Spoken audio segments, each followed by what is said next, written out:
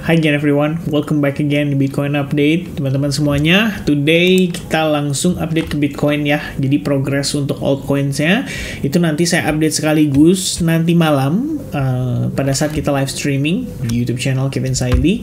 Di YouTube channel saya intinya ya. Nanti kita ketemu di sana dan banyak discussion seputar altcoins. Saya bakal nemenin teman-teman sepanjang ya long holiday jatuhnya ya, Jumat, Sabtu, Minggu. Sekaligus saya pengen ucapin teman-teman Happy Good Friday ya, selamat Hari Raya Jumat Agung buat teman-teman Christian yang merayakan, dan juga selamat berlibur ya buat teman-teman yang tidak merayakan. So enjoy your long holiday, semoga ya weekend kalian menyenangkan ya.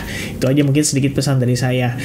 Teman-teman pengen reminder dulu ya, nanti malam mungkin ya seru nih ya, karena Fed Chair Powell itu akan speak sekitar jam 10:30 malam. Kita bakal lihat volatilitas market ditemani dengan data inflasi yang akan dirilis pada 7:30 malam ya. Tadi malam GDP nggak terlalu impactful karena kelihatannya angkanya tidak terlalu berbeda jauh dan cenderung positif untuk Amerika. Dalam tanda kutip ya, stock market juga jadinya ada kecenderungan sebenarnya cukup positif gitu. Cuman kita ngelihat ini pergerakan stock market ya menjelang close market di sesi New York, ini malah ada satu candle dump cukup signifikan.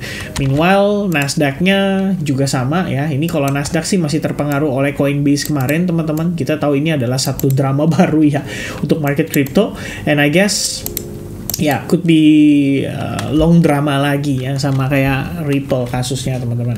Nah, per kondisi Bitcoin kemarin teman-teman sekalian, jadi kita udah bahas seputar bagaimana possibility Bitcoin itu harus atau lebih tepatnya bisa mengalami koreksi. But in the end, on the daily perspective, I saw a very good opportunity untuk Bitcoin masih bisa melanjutkan penguatannya. Salah satu reasonnya adalah simple teman-teman. $69.000 ya, merupakan angka psikologis, merupakan all time high pada 2021. Jadi memang di sini kita ngelihatnya jadi seperti proses break and retest. Jadi close candle kemarin menunjukkan kita bisa survive di atas level 69.000 dengan baik, dan setelah adanya retest terhadap exponential moving average 21. Jadi jatuhnya kayak pullback, 61.000 bertahan sebagai key levelnya, ada bullish engulfing, terbentuk inside bar ya, which is bullish engulfing ini kita main 1, 2, 3, 4 ya, total 4 hari kita main di dalam inside bar itu.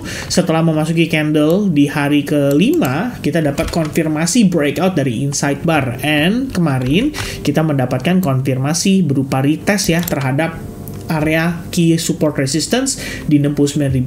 I guess that could be a good signal untuk Bitcoin preparing for the next pump. Jadi teman-teman sekalian, ya, I think bisa preparation juga ya, terutama untuk altcoins-nya. Karena secara planning ya, saya pikir teman-teman gini, ya planning ini akan semakin tervalidasi. Kalau memang kita pengen ngelihat Bitcoin nanjak sangat impulsif, maka teman-teman suka tidak suka, mau tidak mau, Bitcoin dominance akan menyerap ya segala money flow yang ada di pasar. Nah, sebenarnya ya ini skenario yang sangat menarik. Antara ini serapannya ya bisa dibilang teman-teman secara merata, which is Bitcoin dominance akan terus 54% aja nih ya, sementara total 3 ikut naik, total 2 ikut naik ya, total 1 juga ikut naik ya, of course ya, karena ini adalah satu yang termasuk dengan Bitcoinnya, dan total 1 sendiri belum all time high guys. Jadi masih ada jarak tempuh sekitar $500 miliar ya, dan ini tentu saja akan memberikan dampak yang sangat amat positif ya terhadap market juga.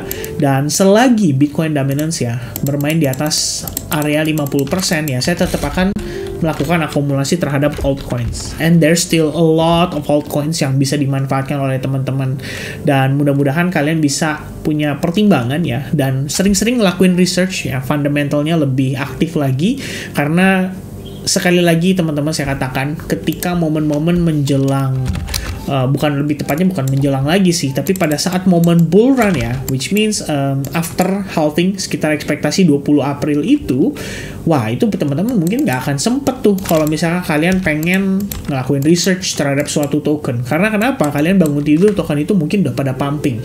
Dan in the end biasanya orang-orang mulai FOMO tuh di momen-momen seperti ini gitu ya. Nah saat ini apakah sudah terlambat? Ya saya pikir masih ada kesempatan. Jadi teman-teman manfaatkanlah kesempatan itu selagi masih fresh ya. Bukan masih fresh, selagi masih possible gitu ya. Nah ini untuk perspektif daily time frame. Ada yang bilang sama saya, Vin bisa nggak ya ini berpotensi jadi lower high? Of course, kalau misalkan kita ngelihat ada rejection, nah ini jadi valid lower high, sehingga ya ini another scenario ya yang mungkin bisa saja terjadi teman-teman.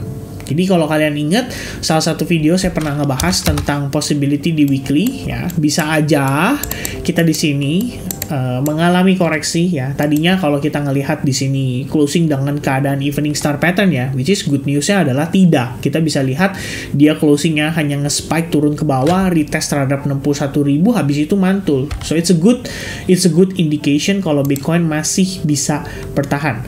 Nah sebelumnya saya pernah bilang sama teman-teman, either kita koreksinya jadi seperti ini, which is bisa aja slowly turun ya, painful 61.000, next candle-nya boom meletus gitu ya, bisa teman-teman. Atau best case scenario, kalau memang koreksi harus banget diperlukan, ya bisa aja koreksi kita cuma begini, konsolidasi ya, tahu-tahu di ujung dari konsolidasi itu adalah pump menembus $75.000 dan terbang lebih tinggi lagi. Nah apa alasannya Vin bisa itu terjadi ibaratnya gitu kan ya? Kita ngelihat juga teman-teman dari BTC liquidation heatmap ya, so far orang yang sell short itu masih banyak loh. Saya kadang tuh heran ya, maksudnya mereka berusaha untuk nge-catch topnya itu sama kayak orang-orang berusaha nge-catch bottomnya pada saat momen-momen lagi bear market waktu kisaran 2021 ya, 2022. Everybody keep guessing ya, nih 30.000, nih 20.000, nih 19.000, nih 15.000, sampai ada yang bilang 9.000 karena ada CME gap di sana. It's amazing guys. Sekarang harga lagi naik-naiknya ya, semua orang coba nge-guess gitu. Ini topnya, ini topnya, ini topnya. Mereka coba untuk sell short. And I think ini yang menyebabkan kalau kita ngelihat dari segi liquidity atau liquidation ya. Ini kalau dari perspektif yang monthly, karena ini udah lama ya teman-teman nih. Kita ngelihat at least dia terkonsolidasi di range ini cukup lama. Jadi ordernya gendut nih di atas ya. Total ada 780 juta. Ini mix ya. Kalau sampai atas sih saya nggak tahu ya. Totalnya udah billion of dollar ya di sini orang yang sell short gitu loh. Jadi saya pikir ini malah bisa jadi bensin untuk Bitcoin ngepump di atas 75.000. Pada saat itu ke-trigger, sell short hit by the stop loss, mereka di-force untuk buy long di market derivatif. Meanwhile yang spot ya saya nggak tahu ya teman-teman ya. Mungkin akan lebih FOMO lagi karena mereka ngelihat ini all time high ditembus gitu. Sementara untuk perspektif jangka pendek, ada satu skenario yang kita pertimbangkan bahwa bisa saja Bitcoin harus mengalami koreksi dulu nih, balik lagi di bawah di bawah $70.000. Jadi jatuhnya dia retest ya. Dimana kalau kita ngelihat di sini yang long itu di 68.200 ya, itu lumayan gemuk teman-teman orderannya. Jadi itu bisa jadi target sementara kalau misalkan Bitcoin merespon S&P 500 yang hari ini mengalami rejection dan ternyata Bitcoin juga gagal ya untuk mempertahankan key level ini gitu. Yang saya lihat teman-teman sekalian, di previous update kita ada sempat ngebahas juga tentang possibility Bitcoin bertahan di atas exponential moving average 21 membentuk bullish engulfing. So it's a good indication menandakan bahwa exponential moving average 21 sebagai dynamic support itu benar-benar memberikan kekuatan ya untuk Bitcoin mempertahankan dari tekanan jualnya gitu. Bayangin teman-teman, kemarin dengan sentimen yang begitu negatif gara-gara Coinbase dan KuCoin, Bitcoin survive. At least momen dia mau retest ke 68.000 aja dia udah kepantul lagi dan dia ngebentuk yang namanya falling channel atau descending channel, jatuhnya seperti ini dan break serta retest ya terhadap previous support resistance. Ya sekarang sih kita lagi konsolidasi dan kalau teman-teman menggunakan acuannya seperti misalnya contoh di sini kita menggunakan stochastic RSI. Teman-teman melihat ya bahwa sini udah crossing up di kisaran area oversold. Artinya apa? Tekanan jual yang terjadi pada Bitcoin dari kisaran level 71.600 sampai ke harga saat ini itu sudah oversold. Bayangkan teman-teman, berarti momentumnya ya sebatas ini aja. Ya, harapan kita sih tentunya adalah Bitcoin bisa mempertahankan momentumnya dan kembali terpantul lagi. Itu saja sih sementara untuk yang saya lihat terhadap pergerakan isi Bitcoin saat ini gitu. Ditambah exponential moving average 8 dan 21, time frame 1 jam juga mendukung, berpotensi menjadi dynamic support ya. Yang penting kuncinya cuma satu, jangan sampai Bitcoin breakdown di bawah level ini, apalagi break and retest ya. Ini jatuhnya kita bakal di bawah retest sampai ke 68.000 lagi, dan ada kemungkinan overall-nya malah perspektif kita jadi seperti ini ya, ABC ya. Kemudian baru ternyata ya dia finishing correction ya, more or less kayak gini, set ya, bisa jadi boom baru dia nanjak ya. Itu satu possibility yang saya lihat teman-teman. Selebihnya saat ini overall bullish ya. Saya juga sudah sampaikan ya beberapa kali dari siang tadi sih. Sebenarnya kalau secara bias ya, saya personally menyampaikan kepada teman-teman di Advance Group juga udah dari siang ya. Dari bahkan saat saya lagi belum bisa buka PC atau laptop ya, saya katakan di sekitaran jam 11.41 posisi Bitcoin confirming support di EMA 21 untuk time frame 4 jam dengan bullish engulfing.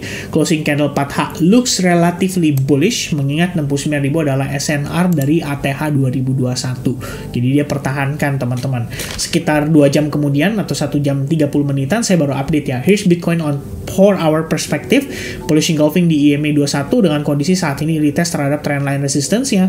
Progress saat ini membentuk bullish flag atau descending channel as a sign kalau turunnya bersifat korektif. Lumayan mengejutkan di mana sentimen negatif atas exchange seperti Coinbase malah tidak terlalu berpengaruh. Ditambah KuCoin recent event juga demikian. And I guess ya, it's a good sign ya bahwa Bitcoin bisa nanjak lagi. What's the idea on Bitcoin? Saya pikir idenya Bitcoin harus bisa claim ya 69.000 bla bla bla, kemudian possible buying opportunity and bla bla bla bla ya. Itu sedikitnya setidaknya teman-teman yang saat ini ya saya personally ngelihat dari pergerakan si Bitcoin. So I'm considering bahwa Bitcoin saat ini sedang preparation untuk next push-nya ke harga yang lebih tinggi, dan kita harus pahami juga karena di sini adalah area resistance dia juga ya. Jadi wajar kalau misalnya kita kena rejection dari sana dan nggak langsung nanjak. Ya paling nggak ya di sini mudah-mudahan hanya pullback-nya aja dan bersiap untuk next push ke harga yang lebih tinggi. Oke, so itu setidaknya update saya untuk seputar Bitcoin. Kita lihat besok, semoga Bitcoin bisa lancar meneruskan rally-nya dan bisa memberikan impact yang positif terhadap altcoins yang lain juga. So God bless to you all, sampai jumpa kembali di live streaming nanti malam, dan God bless, happy Good Friday and happy holiday guys. Cheers, bye bye.